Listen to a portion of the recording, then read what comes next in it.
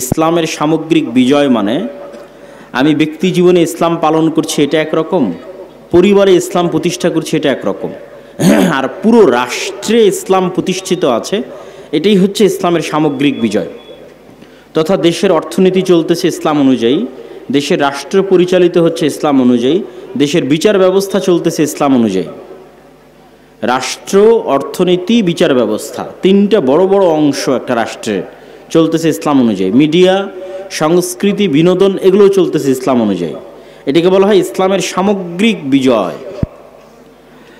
তো অবশ্যই ইসলামের যে সৌন্দর্য আছে, এই সৌন্দর্য ততক্ষণ পর্যন্ত পরিপূর্ণরূপে ফুটে ওঠে না যতক্ষণ না ইসলাম সামগ্রিকভাবে পৃথিবীতে প্রতিষ্ঠিত না হয়। ইসলাম সামগ্রিকভাবে কোনো একটা দেশে, কোনো একটা পৃথিবীতে প্রতিষ্ঠিত হলেই ইসলামের সৌন্দর্যগুলো সেখানে ফুটে উঠবে। তো ইসলামের এই সামগ্রিক বিজয় কিভাবে সম্ভব? আপনাদের অনেকের কাছে শর্টকাট উত্তর থাকবে যে ভোটের রাজনীতিতে অংশগ্রহণ করলেই ইসলামের সামগ্রিক বিজয় সম্ভব। মানুষকে আমরা মোটিভেট করব যে ভোট দিতে হবে, আমাকে ভোট দিলে আমি ক্ষমতায় গিয়ে ইসলাম প্রতিষ্ঠা করব। আমি এই মতবাদের বিরোধিতা করছি না, কিন্তু আমি আপনাকে বুঝাতে চাচ্ছি যে এখন যারা ক্ষমতায় আছে তারা কি ভোটের মাধ্যমে ক্ষমতায় এসেছে? আসেনি। আর জুলাই আগস্টে যে ছাত্র জনতা মারা গেল তাদের বেশিরভাগই ছিল ধর্মকেন্দ্রিক, ধর্মপ্রাণ যারা জীবন দিয়েছে। কিন্তু এখন যে সরকার গঠিত হলো, এই সরকারে ইসলামপন্থীদের শক্তিশালী কোনো স্টেক নাই। কেন নাই? তাহলে ইসলামপন্থীরা জীবন দিল, তাদের স্টেক নাই। তার কারণ হচ্ছে ইসলামপন্থীদের এরকম জনস্রোত আছে, লক্ষ লক্ষ ভোটার আছে, পঙ্গপালের মতো কোটি কোটি জনতা আছে, ভক্ত সমর্থক আছে, কিন্তু ইসলামপন্থীদের প্রতিনিধিত্ব করবে এরকম শক্তিশালী কোনো প্রতিষ্ঠান নাই, ইনস্টিটিউট নাই। সরকার যখন বিদায় নিল তখন অটোমেটিক যেখান থেকে ক্ষমতার শূন্যতা তৈরি হয়, ওই শূন্যতাটা রাষ্ট্রে এক্সিস্ট করে এরকম শক্তিশালী প্রতিষ্ঠানগুলো পূরণ করে। যখন স্বৈরাচার চলে গেছে তখন বাংলাদেশের সবচেয়ে শক্তিশালী প্রতিষ্ঠান বাংলাদেশ সেনাবাহিনী, তারা ওই শূন্যতাটা পূরণ করেছে। এরকম আরও অসংখ্য শক্তিশালী প্রতিষ্ঠান আছে, শক্তিশালী মিডিয়া প্রতিষ্ঠান প্রথম আলো, ডেইলি স্টার, শক্তিশালী অর্থনৈতিক প্রতিষ্ঠান ব্র্যাক, গ্রামীণ ব্যাংক, শক্তিশালী মানবাধিকার প্রতিষ্ঠান অধিকার। যাদের বাংলাদেশে শক্তিশালী প্রতিষ্ঠান ছিল তাদের লক্ষ লক্ষ কোটি কোটি পঙ্গপাল স্রোতের মতো ভোটার না থাকলেও রাষ্ট্রে যখন ক্ষমতার শূন্যতা তৈরি হয়েছে তখন ক্ষমতার শূন্যতা তারা পূরণ করেছে। জীবন দিয়েছে ইসলামপন্থী ছাত্র জনতা সাধারণ, আর ক্ষমতার শূন্যতা পূরণ করেছে ডেইলি স্টার, প্রথম আলো, ব্র্যাক, গ্রামীণ ব্যাংক, অধিকার ইত্যাদি অসংখ্য এনজিও এবং অসংখ্য অর্থনৈতিক, সামাজিক এবং মিডিয়া প্রতিষ্ঠান। কিন্তু মুসলমানদের প্রতিনিধিত্ব করবে এরকম শক্তিশালী কোনো মিডিয়া নাই, মুসলমানদের প্রতিনিধিত্ব করবে এরকম শক্তিশালী কোনো অর্থনৈতিক প্রতিষ্ঠান নাই, মুসলমানদের প্রতিনিধিত্ব করবে এরকম শক্তিশালী কোনো ইনস্টিটিউট নাই। তাহলে পঙ্গপালের মতো কোটি কোটি ভোটার থেকেও লাভ নাই। তার প্রমাণ হচ্ছে 5ই আগস্টে ইসলামপন্থীরা সরকার গঠন করতে পারেনি। আপনি যদি মনে করেন আমি এখনই নির্বাচন করে এখনই ক্ষমতায় যাব, তাহলে এতটুকু নিশ্চিত থাকেন যে আপনি যদি 90% ভোটও পান জনগণের দিয়া, যদি আপনি ক্ষমতায় যান এবং ইসলাম প্রতিষ্ঠা করার চেষ্টা করেন, আগামী 5 বছর পর আপনি থাকবেন না। এটা হচ্ছে যখনই আপনি শর্ট টার্ম পরিকল্পনা করে সামনে আগাবেন। মুসলমানদের সবচেয়ে বড় সমস্যা হচ্ছে মুসলমানেরা ক্ষণস্থায়ী স্বল্প মেয়াদী পরিকল্পনা করে, দীর্ঘস্থায়ী সুদূর প্রসারী কোনো পরিকল্পনা মুসলমানদের নাই। আমাকে এখনই ক্ষমতায় যেতে হবে, এখনই লক্ষ লক্ষ মানুষ ভোট দিয়ে আমি ক্ষমতায় চলে যাব, কিন্তু আমি এখনই লক্ষ লক্ষ মানুষের ভোটে ক্ষমতায় গেলে 5 বছর পর যারা ক্ষমতায় থাকবো না, এটা আমার মাথায় নেই। আমার তো এই চিন্তা করা উচিত যে আমি ইসলামকে বাংলাদেশে যেই দিন ক্ষমতায় নিয়ে যাব সেই দিন দুটো জিনিস ঘটবে। এক, উইদাউট এনি কম্প্রোমাইজ ইসলাম বাংলাদেশের ক্ষমতায় আসবে। দুই, চিরস্থায়ীভাবে আসবে। 2 বছরের জন্য, 5 বছরের জন্য নয়, স্থায়ী। এটা হচ্ছে ইসলামের থিওরি। ইসলাম চায় এভাবে ক্ষমতায় আসতে, চুক্তিবদ্ধ হয়ে নয়, তোমার সাথে কম্প্রোমাইজ করে নয়, আদর্শগত কম্প্রোমাইজ করে এবং সময়গত কম্প্রোমাইজ করে ইসলাম ক্ষমতায় আসতে পারে না। ইসলাম ক্ষমতায় আসবে আইডিওলজিক্যাল উইদাউট এনি কম্প্রোমাইজ এবং স্থায়ীভাবে। তো মুসলমানদের সমস্যা হচ্ছে তারা স্বল্পমেয়াদী কাজ করে এবং রিয়্যাক্ট করে। অন্যরা সুদূর প্রসারী 100 বছরের পরিকল্পনা করে কাজ করে। তো 100 বছরের পরিকল্পনা করে যে কাজ করতেছে ওই কাজের একটা অংশ হঠাৎ করে আপনার সামনে প্রকাশ পেয়ে গেছে। হঠাৎ করে যখন আপনার সামনে প্রকাশ পেয়ে গেছে তখন আপনারা এরকম লক্ষ জনতা লিল্লাহি তাকবীর আল্লাহু আকবার বলে রাস্তায় নেমে গেলেন। এটাকে বলে রিয়্যাক্ট করা। আপনি সুদূর প্রসারী কোনো পরিকল্পনা তো করতে পারেন না, ওরা সুদূর প্রসারী পরিকল্পনা করছে। ওদের পরিকল্পনার কোনো অংশ যখন প্রকাশ পেয়ে যাচ্ছে আর আপনার কাছে মনে হচ্ছে এটা ইসলাম বিরোধী, তখন আপনি শুধু প্রতিক্রিয়া দেখালেন, রিয়্যাক্ট করলেন, মিছিল, মিটিং, বক্তব্য, লিল্লাহি তাকবীর আল্লাহু আকবার দিয়ে ওই পর্যন্তই শেষ। আপনি যে আবার পাল্টা কোনো সুদূর প্রসারী পরিকল্পনা করবেন এটা নাই। এই দুটো জিনিস না থাকার কারণে এবং মুসলমানদের মধ্যে এই জ্ঞানের অভাব আছে যে রাষ্ট্রে ইসলাম ক্ষমতায় আসলে সে কি উপকারটা পাবে। পাশ্চাত্য মিডিয়া মুসলমানদেরকে ভয় দেখায় যে ইসলাম যদি ক্ষমতায় আসে তাহলে দেখো এরকম ভয়াবহ চিত্র। কি ভয়াবহ চিত্র? এই দেখো দোররা মারা হচ্ছে, হাত কাটা হচ্ছে, রজম করা হচ্ছে, এরকম ভয়াবহ চিত্র তো কি তোমরা কি তোমাদের দেশে দেখতে চাও? তখন মানুষ ভীত সন্ত্রস্ত হয়ে যায়। কিন্তু ইসলামের এটিই যে একমাত্র চেহারা নয়, বরং ইসলামের আরেকটা চেহারা আছে যে ইসলাম যদি রাষ্ট্র ব্যবস্থায় প্রতিষ্ঠিত হয় তাহলে এটি হবে পৃথিবীর সর্বশ্রেষ্ঠ কল্যাণমূলক, মানবসেবী, ন্যায়পরায়ণ, ইনসাফ প্রতিষ্ঠাকারী রাষ্ট্র। এই জিনিসগুলো প্রত্যেকটার অসংখ্য ব্যাখ্যা আছে। ন্যায়পরায়ণ, ইনসাফ প্রতিষ্ঠাকারী মানে কি? ন্যায়পরায়ণতা কি? ইনসাফ কি?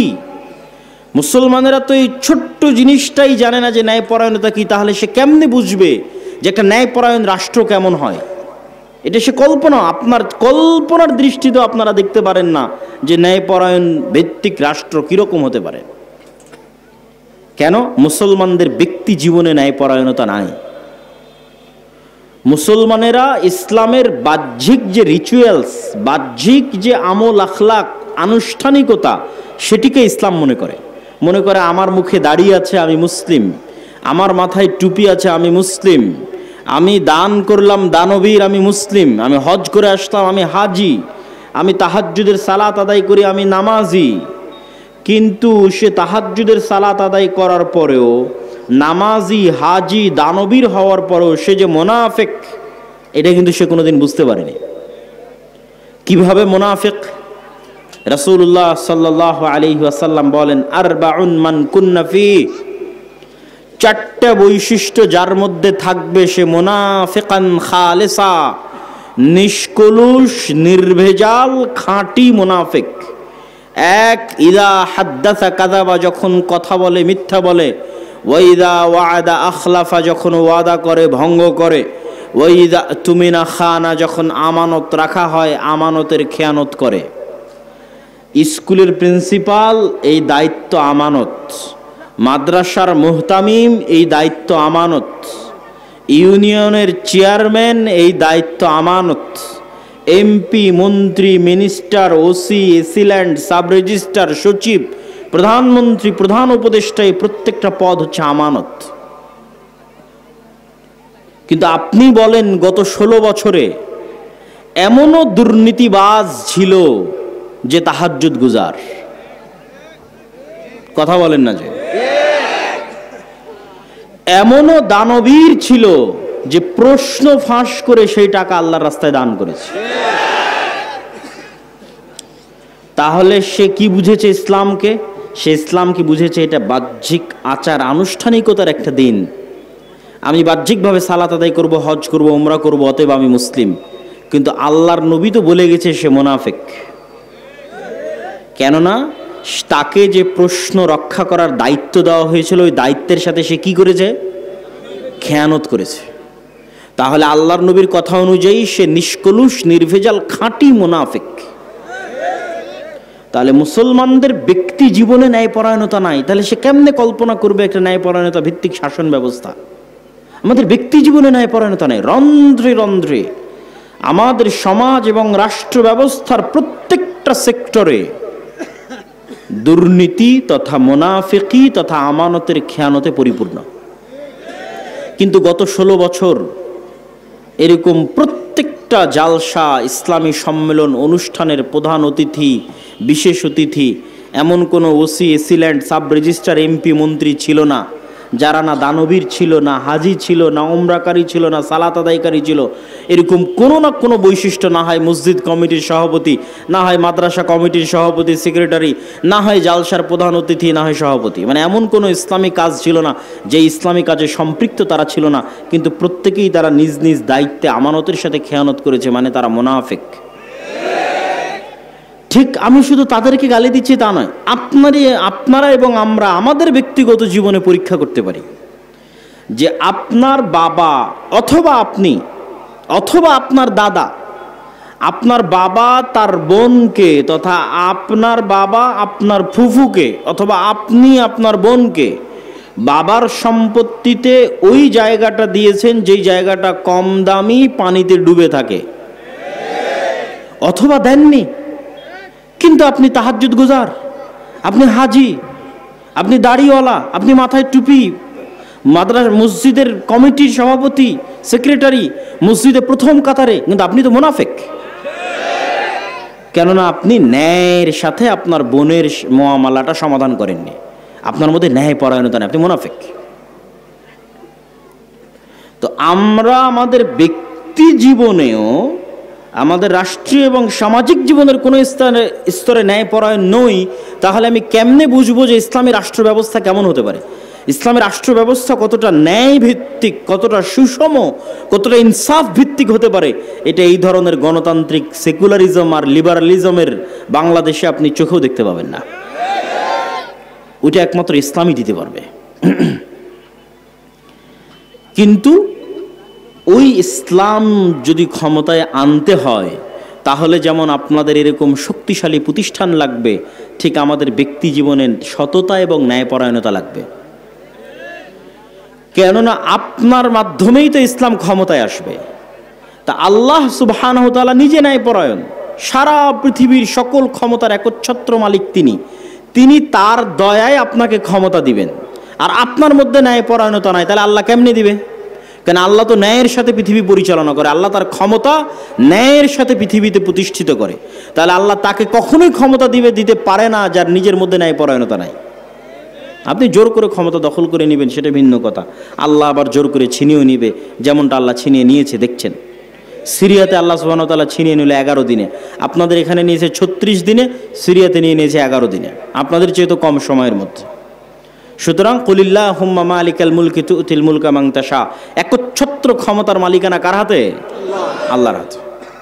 তো আল্লাহ যদি মনে করে তার দয়ায় আল্লাহ তার বাছাইকৃত বান্দাদেরকে ক্ষমতা দিবে, তাহলে অবশ্যই আল্লাহর সেই বাছাইকৃত বান্দাদেরকে আল্লাহর দয়া পাওয়ার উপযুক্ত হতে হবে। আর সেই দয়া পাওয়ার উপযুক্ত হওয়ার 1 নম্বর শর্ত, তাদের ব্যক্তিগত, পারিবারিক, সামাজিক জীবনে ন্যায়পরায়ণতা থাকতে হবে। তাহলে সে নেতা হতে পারবে। ন্যায়পরায়ণ এবং সত্যবাদী হওয়া ছাড়া you can't be a leader. আপনি আল্লাহর দৃষ্টিতে নেতা হতে পারবেন না। আমাদের নবী মুহাম্মদ সাল্লাল্লাহু আলাইহি ওয়াসাল্লাম যদি সত্যবাদী না হতেন, ন্যায়পরায়ণ না হতেন, আবু সুফিয়ান কখনোই আল্লাহর নবীর হাতে ইসলাম গ্রহণ করতো না। 2 নম্বর মানুষের কাছে, দুর্নীতিবাজ মানুষের কাছে, মিথ্যুক মানুষের কাছে কেন আমি ইসলাম গ্রহণ করব? আবু সুফিয়ানও জানে যে মুহাম্মদ সাল্লাল্লাহু আলাইহি ওয়াসাল্লাম একজন সচ্চা, ন্যায়পরায়ণ, একনিষ্ঠ, আমানতদার মানুষ। সে তার দাবিতে সত্যবাদী, এটা আবু সুফিয়ানও জানে।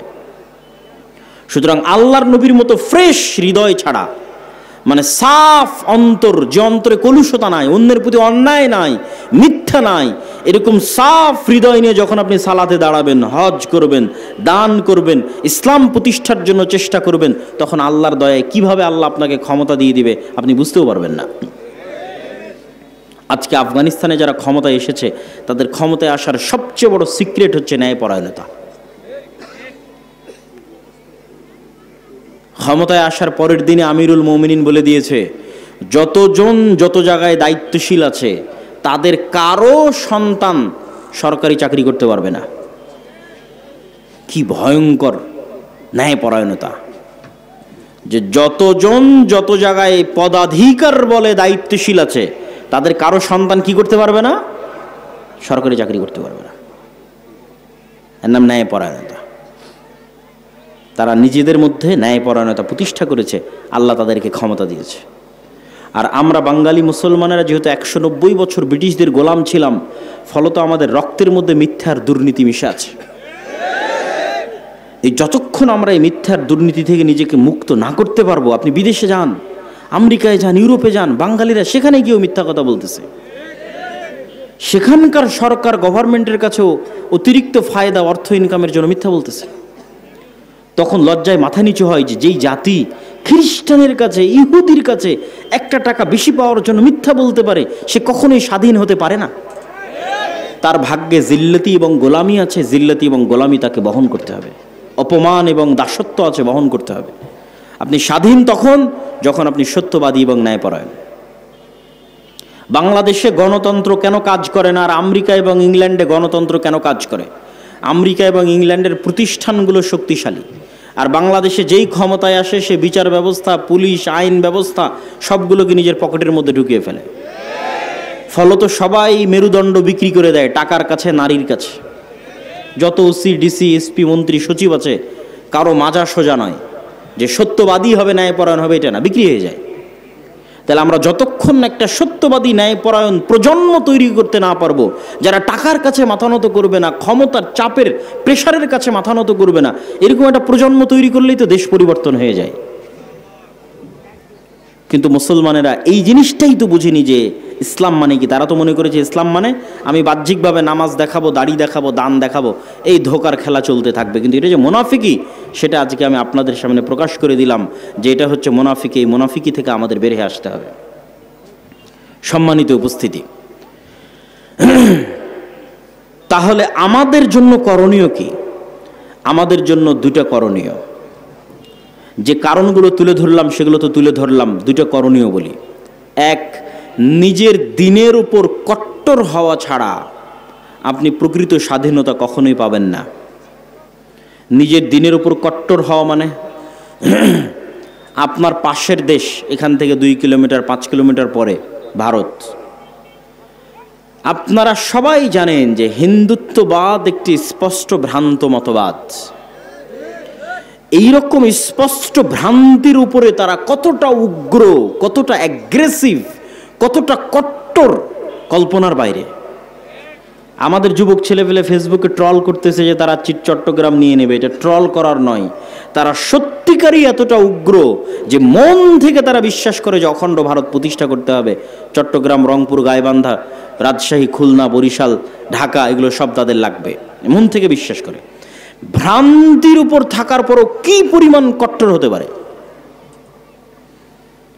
গুজরাতের কসাই 2002 সালে হাজারো মুসলমানের রক্ত যার হাতে রঞ্জিত, তাকে পৃথিবীতে কেউ জঙ্গি সন্ত্রাসী বলে নিষিদ্ধ করতেছে না, সে বহাল তবিয়তে প্রধানমন্ত্রী।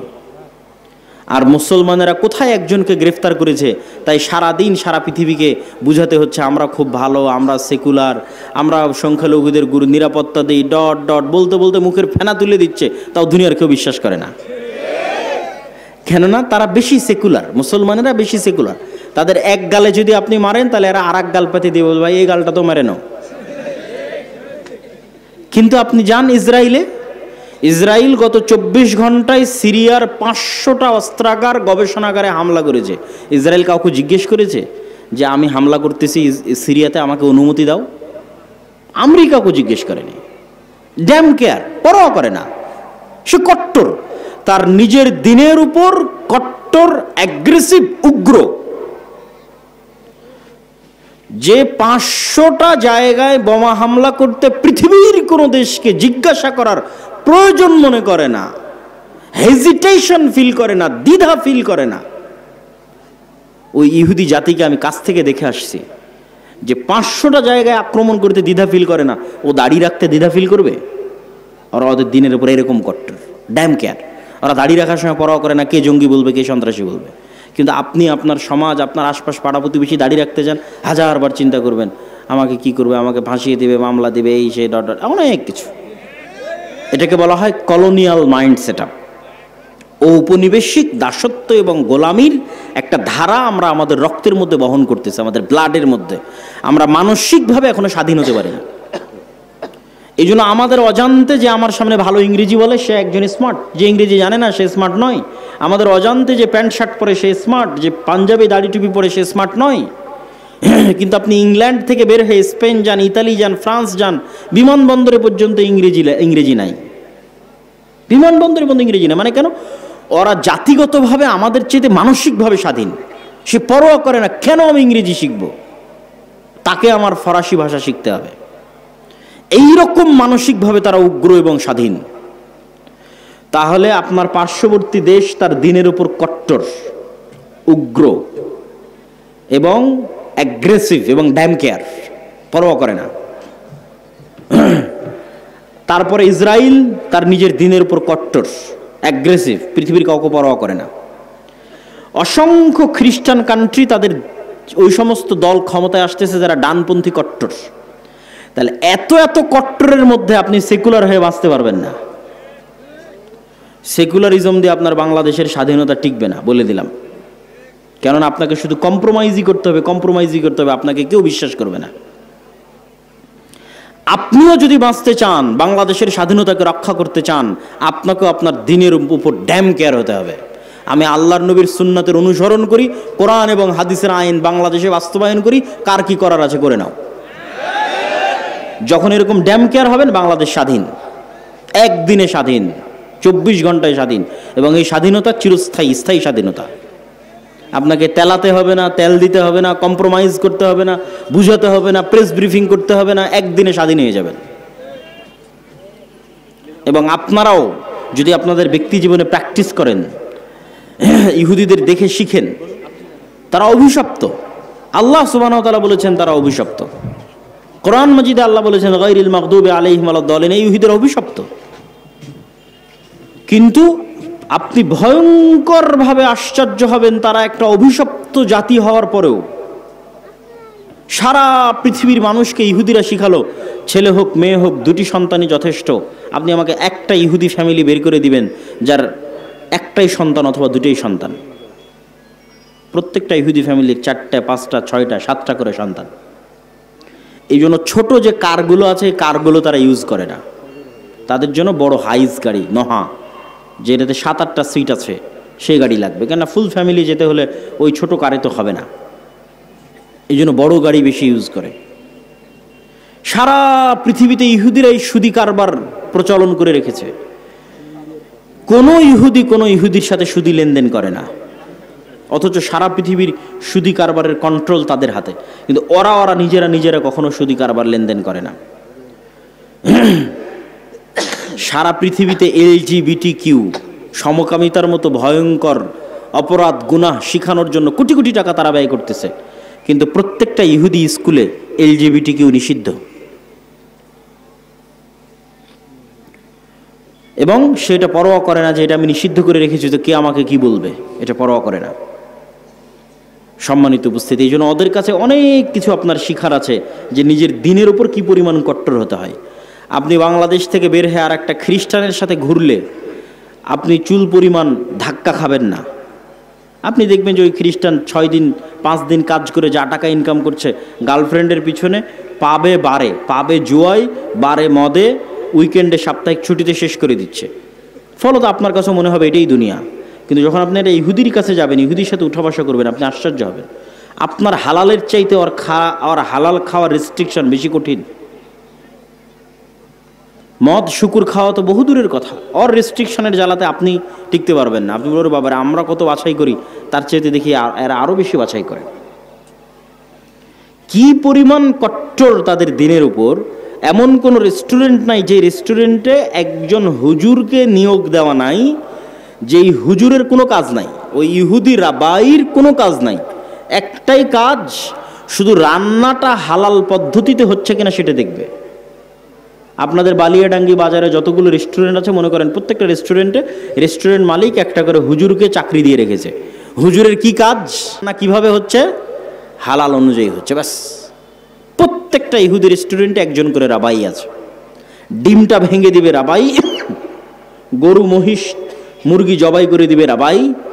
পুরো নিয়ম কানুন ইহুদি ধর্ম অনুযায়ী পরিচালিত হচ্ছে কিনা তা দেখবে। কি পরিমাণ কট্টর হতে পারে তাদের দিনের উপর। ওদের 90 জন দাড়ি রাখে, আপনাদের কয়জন দাড়ি রাখে? কেন আপনারা দাড়ি রাখার বিষয়ে হেজিটেশন ফিল করেন, আপনারা দ্বিধায় ভোগেন, আপনার দিনের উপর আপনার কট্টরতা নাই, আপনার বিশ্বাস নাই, কিন্তু সে ড্যাম কেয়ার, সে পরোয়া করে না। আপনার পার্শ্ববর্তী দেশ হিন্দু, সে পরোয়া করে না, তার কপালে সিঁদুর দিবে, হাতে বালা দিবে, আরেকজন মুসলমানকে জোর করে বলাবে যে বল জয় শ্রীরাম, পরোয়া করে না, ড্যাম কেয়ার। কিন্তু আপনি কেন ভীতু কাপুরুষ, কেন আপনি হেজিটেশন ফিল করেন আপনার দিনের উপর? আপনি যতদিন হেজিটেশন ফিল করবেন গোলাম থাকবেন। কট্টর হন যে আমার দিনের জন্য আমি জীবন দিয়ে দেবো, যা করার করো। একদিনে স্বাধীন, আজীবনের গোলামি থেকে একদিনে স্বাধীন। এটা গেল এক নাম্বার, যে আমাদেরকে আমাদের দিনের উপর, আমাদের আল্লাহর নবীর সুন্নাতের উপর, আল্লাহ সুবহানাহু ওয়া তাআলার বিধানের উপর উইদাউট এনি কম্প্রোমাইজ কট্টর হতে হবে। কোনো প্রকার ছাড়, মিউ ছাড়া কট্টর হতে হবে। এটা আমার দিন, আমি এটা মানবো, এটা আমি চাই। আপনি স্বাধীন হয়ে যাবেন। তারপরে আমাদের করণীয় কি? তারপরে আমাদের করণীয় হচ্ছে আমাদের যুবক সমাজ, আমাদের ছেলে মেয়েরা, তাদের যুবক সমাজ এবং তাদের ছেলে মেয়েদের চেয়ে পিছিয়ে আছে নেশা, মাদকতা, ডিভাইস আসক্তি, mobile, TikTok, Facebook, reels, video game, free fire, PUBG, মদ, জুয়া, বিড়ি, সিগারেট, গাঞ্জা। এগুলোর মধ্যে আমাদের যুবক এবং ছাত্র সমাজ তাদের চারিত্রিক এবং নৈতিক পদস্খলন ঘটিয়ে ফেলেছে। ফলত তাদের প্রোডাক্টিভিটি নাই। মানুষও একটা মেশিন, এই মেশিনের একটা কাজ আছে, তাকে উৎপাদন করতে হবে। আপনারা যারা গার্মেন্টসে কাজ করেন, সেখানে উৎপাদন হয়, কতটা কাপড় তৈরি হলো গণনা করা হয়। আপনি একটা মেশিন, আপনি কি উৎপাদন করছেন? আমাদের যুবক সমাজ কি উৎপাদন করছে? সে তো শুধু সময় নষ্ট করছে। কিন্তু ওই সমস্ত দেশের যাদেরকে আমরা রোজ সকাল সন্ধ্যা গালি দিচ্ছি, গালি দিয়ে লাভ নাই, তারা তাদের সময়কে নষ্ট করে না, তারা তাদের সময়কে কাজে লাগায়, তারা প্রোডাক্টিভ। আর আল্লাহ সুবহানাহু ওয়া তাআলা পৃথিবীকে যেই সিস্টেমে ডেভেলপ করেছেন, ওই সিস্টেমে যদি একটা হিন্দুও চলে, একটা ইহুদিও চলে, আল্লাহ বাধা দিবেন না, ওই সিস্টেম অনুযায়ী তার কাজ হবে। এই কথাটা মনে হয় বুঝলেন না। আল্লাহ পৃথিবীতে সিস্টেম তৈরি করেছে, আগুন জ্বালায়। আগুন কি করে? ছুরি কাটে। তো এখন একজন যদি আর একজনের উপর ছুরি কাটে, তো 99% সময় আল্লাহ সুবহানাহু ওয়া তাআলা দেখবেন না কাকে কাটছে। অন্যায় ছুরিকে আল্লাহ কাটার কাজ দিয়ে, যেভাবে আল্লাহ পৃথিবী ডেভেলপ করেছে, আর একজন কাটছে, কেটে যাবে। ওই অনেক স্বল্প সময় ইতিহাসে এক একটা দেখানোর জন্য ইব্রাহিম আলাইহিস সালাতু ওয়াস সালামকে আগুনে ফেলে দেওয়া হয়েছে, জ্বলেনি। এক একটা দেখানোর জন্য, আল্লাহর ক্ষমতা, মুজিজা দেখানোর জন্য। কিন্তু আসলে আপনি মুমিনকে ফেলেন, মুসলিমকে ফেলেন, তাহাজ্জুদ গুজারকে ফেলেন, আল্লাহ পৃথিবী ডেভেলপ করেছে এইভাবে যে আগুনে ফেললে আগুন জ্বালিয়ে দিবে। কাকে ফেললো এটা দেখার বিষয় নয়, আগুনে ফেললে জ্বলবে। তো আল্লাহ সুবহানাহু ওয়া তাআলা পৃথিবী ডেভেলপ করেছে যে জ্ঞানে, বিজ্ঞানে, প্রযুক্তিতে যত বেশি এগিয়ে যাবে, পৃথিবীতে ক্ষমতা তার থাকবে। তখন জ্ঞানে খ্রিস্টান আগিয়ে গেল কি মুসলমান আগিয়ে গেল, আল্লাহ সুবহানাহু ওয়া তাআলা ওটা দেখবেন না। পরিশ্রম করে জ্ঞানে ইহুদি আগিয়ে গেছে, পৃথিবী ওদের। পরিশ্রম করে জ্ঞানে আমেরিকা এগিয়ে গেছে, পৃথিবী ওদের। মুসলমানের সন্তান পরিশ্রম করে না, মদ জুয়া আড্ডা নিয়ে ব্যস্ত থাকে, তো ওরা গোলাম। তো আল্লাহর সহযোগিতা, তাহলে বলবেন যে আল্লাহ যে আমাদের ভালোবাসে, সহযোগিতাটা কোথায় আসবে? আসবে যখন আপনি ওই মদ জুয়া নেশা ছেড়ে দিয়ে আপনিও প্রোডাক্টিভ হবেন, আর ডাই হার্ট অন্তর থেকে আপনিও চেষ্টা করতেছেন আমিও সাকসেসফুল হতে চাই, আপনিও জ্ঞান বিজ্ঞান প্রযুক্তির জগতে লড়াই করে যাচ্ছেন, যেই যেই সিস্টেমে আল্লাহ পৃথিবী ডেভেলপ করেছে ওই সিস্টেমে আপনিও দৌড়াচ্ছেন, চেষ্টা করতেছেন অন্তর থেকে, তাহলে একজন ইহুদি অথবা ইসরায়েল অথবা আমেরিকার কাছে শতভাগ সক্ষমতা আছে। শতভাগ সক্ষমতা থাকার পর সে হয়তো 90% চেষ্টা করতেছে। আপনার কাছে 50% সক্ষমতা আছে, আপনিও 90% চেষ্টা করতেছেন। আর 50% সক্ষমতা না থাকলেও আল্লাহ আপনাকে বিজয় করে দিবে। আল্লাহ আপনাকে কি করে দিবে? বিজয় করে দিবে। এই জায়গায় তখন আপনি আল্লাহর দয়া এবং রহমত পাবেন। কিন্তু আপনি যদি চেষ্টা না করেন তার আগ পর্যন্ত দয়া রহমত পাবেন না, তার আগ পর্যন্ত গোলাম থাকবেন। তাহলে আমাদের যুবক সমাজ এবং ছাত্র সমাজ, ইয়াং জেনারেশন, তাদেরকে অবশ্যই তারা যে অন্ধকার জগতে ফেঁসে আছে, তারা যে জ্ঞানের পিছনে ইনভেস্ট করে না। আমি ইংল্যান্ডে 1 বছর ছিলাম, পার্কে যাই, বিশ্ববিদ্যালয়ে যাই, ট্রেনে উঠি, বিমানে উঠি, বাসে উঠি, কাউকে না কাউকে দেখি বই হাতে নিয়ে পড়তেছে। ওদের দেখে আমি নিজেকে লজ্জিত বোধ করতাম যে সে মুমিন নয়, কিন্তু সে পড়তেছে, সে বেপরদা অবস্থায় আছে, কাফেরা, সে পড়তেছে। তাহলে আমি একজন মুমিন হয়ে আমি পড়তেছি না? তখন ওদের দেখা দেখে আমিও যাত্রাপথে পড়া শুরু করেছিলাম এবং অনেক বই আমি তখন ওই ইংল্যান্ডে থাকা অবস্থায় সফরের মধ্যে পড়ে শেষ করেছি। কিন্তু বাংলাদেশে আসার পর এখন পর্যন্ত আর কোথাও দেখলাম না যে একটা মানুষ কোথাও বই হাতে নিয়ে পড়তেছে। তখন আমার মধ্যে থেকে ওই স্বভাবটা হারিয়ে গেছে। তাহলে আমাদের মধ্যে পড়ার এবং জ্ঞান অর্জনের আগ্রহ নাই। আমাদের সাধারণ সেকুলার ছাত্র জনতা তো বহুদূরে থাক, ইসলামপন্থী মানুষজন তাদের সময় নষ্ট করে পারস্পরিক হিংসা বিদ্বেষ, গুতাগুতি, মারামারি, ঠেলাঠেলি, গীবত, পরনিন্দায়। যারা ইসলাম নিয়ে আলোচনা করে তারাও 2 জন যখন একত্রিত হয়, কোরআনের একটা আয়াত নিয়ে আলোচনা কর, কোরআনের হাদিসের একটা, বুখারী শরীফের একটা হাদিস নিয়ে আলোচনা কর, দিনের একটা বিষয় নিয়ে আলোচনা কর না।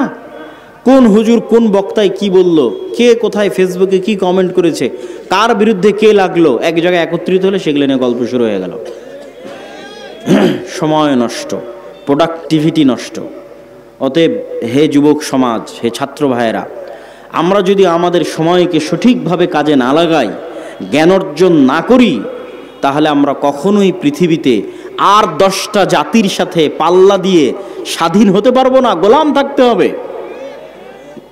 গোলাম আছি, গোলাম থাকতে হবে। আমি চেষ্টা না করলে আল্লাহ রাস্তা দেখাবে না। অতএব আমাদের জাতির মুক্তির জন্য কাউকে না দেখে হলে অন্তত আপনার পাশে যারা আছে তাদের দেখে শিখেন। হিন্দুদেরকে দেখে শিখেন, আপনারা তাদের নিয়ে কত হাসি ঠাট্টা করেন, কত মজাক করেন, অথচ পৃথিবীর দ্বিতীয় সিলিকন ভ্যালি হিন্দুরা বেঙ্গলোরে বানিয়েছে। আমেরিকাতে একটা সিলিকন ভ্যালি আছে, জ্ঞান বিজ্ঞান প্রযুক্তির সেন্টার, দ্বিতীয়টা হিন্দুরা বানিয়েছে বেঙ্গলোরে। পড়াশোনা করে, জ্ঞান অর্জন করে। অতএব তাদের কিনে ট্রোল করে হাসি ঠাট্টা করে লাভ নেই। আপনারা পড়েন, শিখেন, জ্ঞান অর্জন করেন, টেক্কা দেন পৃথিবীর সাথে। না হলে আমাদেরকে গোলাম থাকতেই হবে। আমি আমার বক্তব্যের সারমর্ম করতে চাই। শুরুতে কি বলেছিলাম মনে আছে? সব হয়তো ভুলে গেছেন। শুরুতে বলেছিলাম যে আজকে এখনই 2 বছরের মধ্যে 1 বছরের মধ্যে ভোট করে ক্ষমতায় যেতে হবে, এই চিন্তা বাদ দিয়ে চিন্তা করতে হবে 100 বছর পর ইসলাম বাংলাদেশের ক্ষমতায় আসবে, কোনো কম্প্রোমাইজ ছাড়া এবং স্থায়ীভাবে। তার জন্য কি করা লাগবে সেটা করেন। 100 বছর পর ইসলাম বাংলাদেশের ক্ষমতায় আসবে উইদাউট এনি কম্প্রোমাইজ এবং স্থায়ীভাবে। তার জন্য কি করা লাগবে?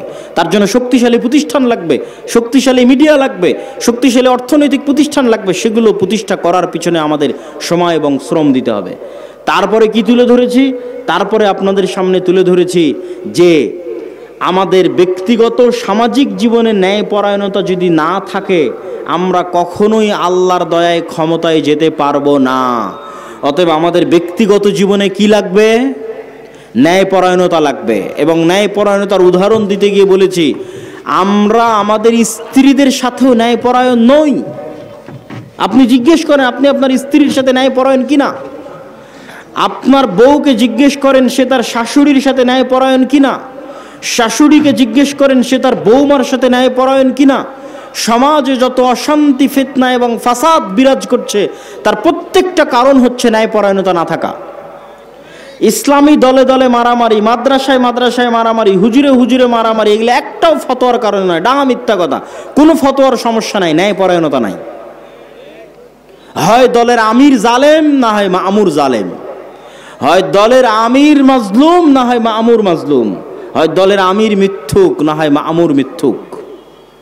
হয় মসজিদের সভাপতি জালেম, না হয় মসজিদের ইমাম সাহেব জালেম। হয় মসজিদের সভাপতি মাজলুম, না হয় ইমাম সাহেব মাজলুম। যত জায়গায় সমস্যা আছে, প্রত্যেকটা জায়গায় ন্যায় পরায়ণতার অভাব আছে। এই জন্য মুসলমানদের প্র্যাকটিস করতে হবে নিজেদের ব্যক্তি, সমাজ এবং পারিবারিক জীবনে ন্যায় পরায়ণতা প্রতিষ্ঠা করার। 3 নাম্বার কি বলেছি? আমাদেরকে আমাদের দিনের উপর কট্টর হতে হবে এবং কলোনিয়াল মাইন্ড সেট আপ, 190 বছর ব্রিটিশদের যে গোলামি করেছি, ওই গোলামি করতে গিয়ে আমাদের রক্তের মধ্যে ঢুকে গেছে যে যার দাড়ি চাছা সে স্মার্ট, আর যার মুখে দাড়ি আছে সে আনস্মার্ট। এই কলোনিয়াল মাইন্ড সেট আপের মুখে লাথি মারতে হবে, স্বাধীন হতে হবে। যেটা আল্লাহর নবী সেটা স্মার্ট, যেটা আল্লাহর নবীর নয় সেটা স্মার্ট নয়। এটা যেদিন শক্তভাবে বিশ্বাস করে নেবেন, উইথ কনফিডেন্ট এবং উইদাউট এনি কম্প্রোমাইজ, শক্ত আত্মবিশ্বাসের সাথে, সেদিন আপনি স্বাধীন হয়ে গেছেন। সেই দিন পৃথিবীর কোনো শক্তি পৃথিবীতে আপনাকে দমিয়ে রাখতে পারবে না। 4 নাম্বার কি বলেছি? 4 নাম্বার বলেছি আমাদের ছাত্র তরুণ জনতা, তারা যে নেশার মধ্যে, অবৈধ সম্পর্কের মধ্যে, এবং আমাদের মা এবং বোনেরা এবং আমাদের ভাইয়েরা, তাদের মধ্যে দেয়াসাহ মানে শুকুরের চর্বি। শুকুর অপবিত্রতা, অপরিচ্ছন্নতা, নোংরামি পছন্দ করে। শুকুর তার নিজের বিষ্ঠা, নিজের মল চেটে খায়, লজ্জা নাই। এই শুকুরের চর্বিকে বলা হয় দিয়াসাহ।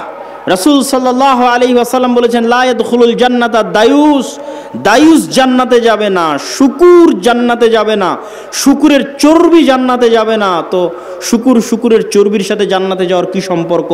মানে ওই মানুষ জান্নাতে যাবে না যার রক্ত, যার চর্বি শুকুরের রক্ত শুকুরের চর্বির মতো হয়ে গেছে। কার রক্ত, কার চর্বি? শুকুরের রক্ত শুকুরের চর্বির মতো হয়ে গেছে। যার পরিবারের মধ্যে বেহায়াই আছে, নির্লজ্জতা আছে, কিন্তু তার অন্তরে কষ্টবোধ নাই, তার অন্তরে দুঃখবোধ নাই, লজ্জাবোধ নাই, সে দায়ুস, সে জান্নাতে যাবে না। আপনি দায়ুস হলে সমস্যা কি? আমি যদি দায়ুস হই, তাহলে সবচেয়ে বড় সমস্যা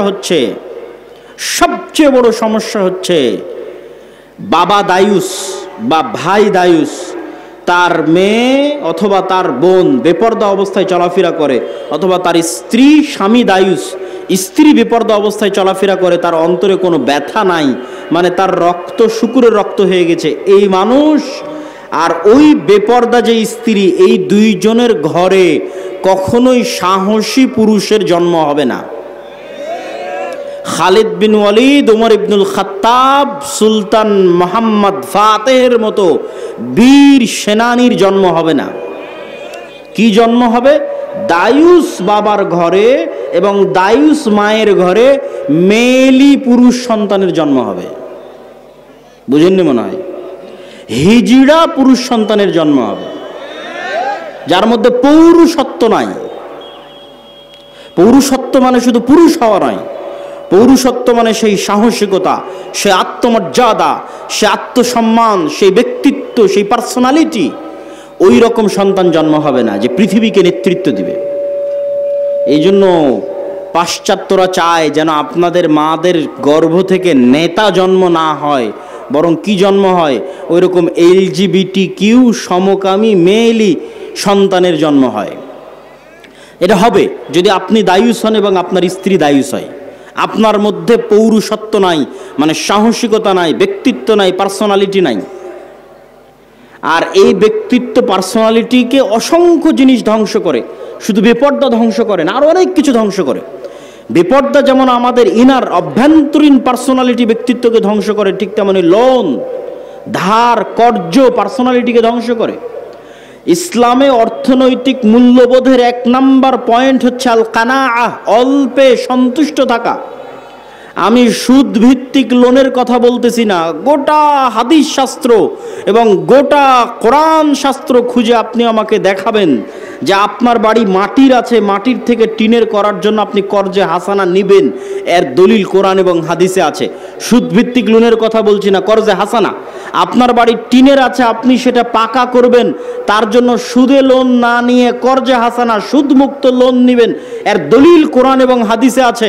আপনার বাড়িতে এসি নাই, এসি কিনবেন, ফ্রিজ নাই, ফ্রিজ কিনবেন, মোটর সাইকেল নাই, অপারেশন থিয়েটারে আছেন, টাকা নাই, অপারেশন না হলে টাকা না ব্যবস্থা করতে পারলে ছেলে মারা যাবে, তখন কর্জে হাসানা চাইতে পারবেন।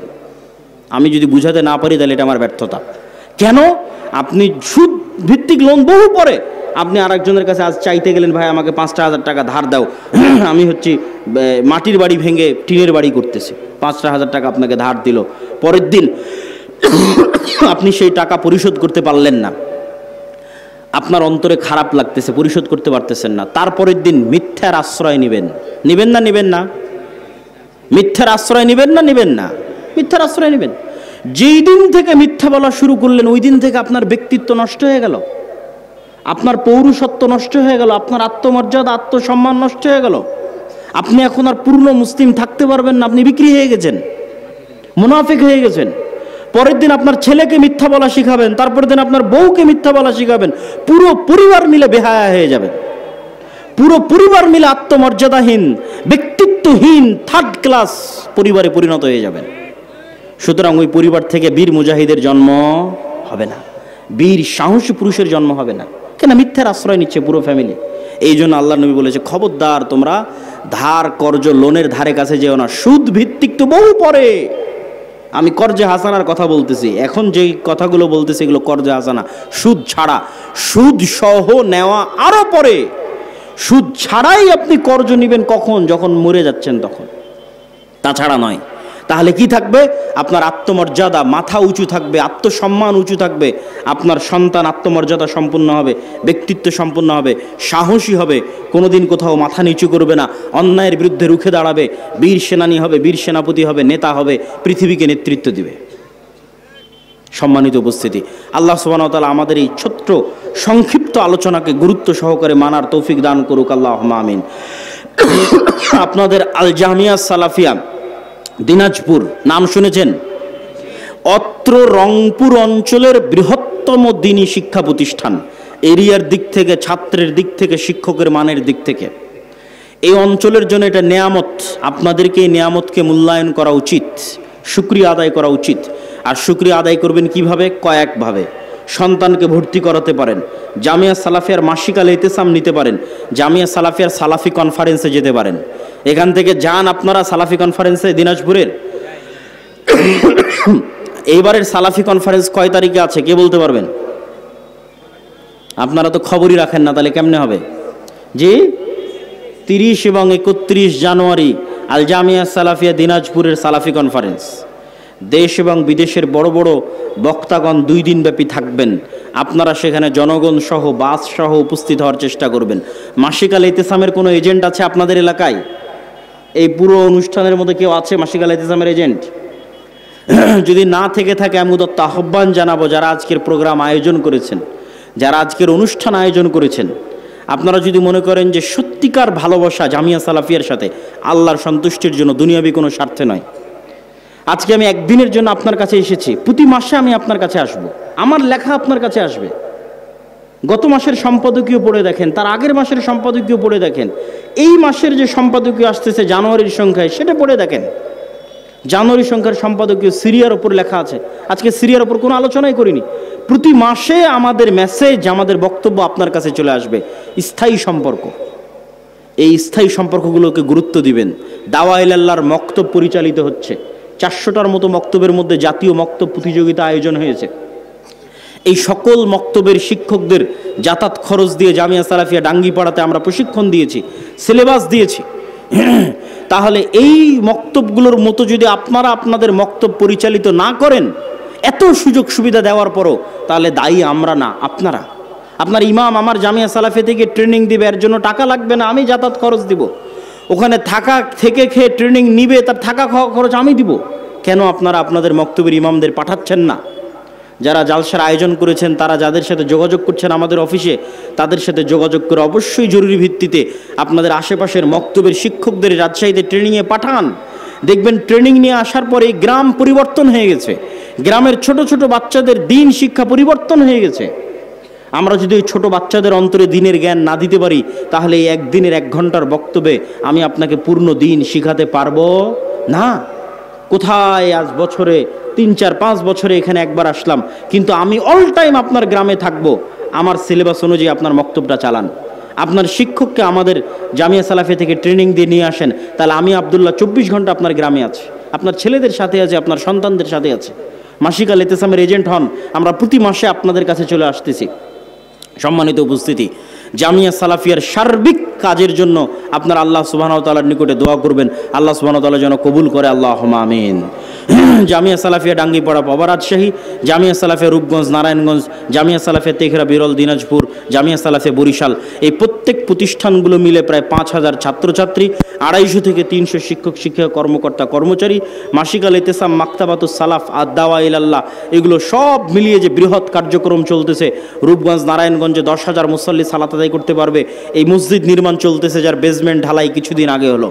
আর আপনাদের তেঘরা বিরল দিনাজপুরেও মসজিদের কার্যক্রম শুরু হয়ে গেছে, মাঝে মধ্যে গিয়ে দেখে আসবেন, আল্লাহর সন্তুষ্টির জন্য দান করে আসবেন। আপনাদের প্রতিষ্ঠান, আপনাদের এলাকার প্রতিষ্ঠান এবং আপনাদের শ্রদ্ধেয় শায়েখ আব্দুর রাজ্জাক বিন ইউসুফের জন্য দোয়া করবেন, আল্লাহ সুবহানাহু ওয়া তাআলা তার হায়াতে তাইয়্যিবা দান করুক, আল্লাহুম্মা আমিন। এই বলে আমি আমার বক্তব্য এখানেই শেষ করছি। অনেক দূরের পথ আমাদের আগাতে হবে। সংক্ষিপ্ত প্রশ্নোত্তর দিয়ে আমি আপনাদের নিকট থেকে বিদায় নিতে যাচ্ছি। আল্লাহ সুবহানাহু ওয়া তাআলা আজকে আমরা যে আলোচনা করলাম, এই আলোচনা